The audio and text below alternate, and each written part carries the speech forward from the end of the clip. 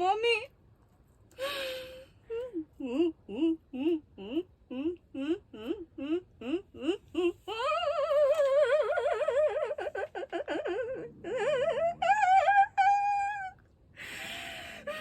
अनि के चाहिँ भयो?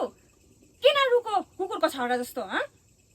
मम्मी यिनीहरूले त मलाई आजकल झन् 5 बजी उठाउनु थाल्यो। पूजा गर्नुको नाममा मलाई झन् आजकल त दिनै नुहाउनु लाउँछ।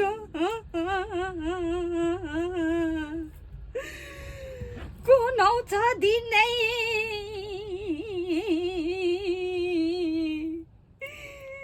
तँलाई मैले जोई खोजिदिएकै हो त भन् त नानी, हो कि न? कति राम्रो थियो पढाइ, घरमा घर बिजनेसम्यान पढाइ। अब त्यस्तै हुन्छ। ठिक्क पर्यो। हुन्छ त्यो डल्ले भाडा जस्तो जोइ खोजेपछि कसले बिहा गर्छ?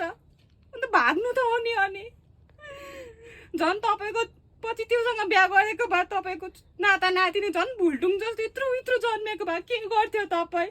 अनि गाउँघरमा तपाईँकै बेइज्जत हुन्थेन? डल्ले भाडा भए पनि के भयो त हौ? पढाइ कस्तो राम्रो थियो, बानी बेहोराहरू। तँ त्योसँग बिहा गरेको भए तैँले आज एउटा ढलेको सिन्का धरि उठाउनु पर्थेन।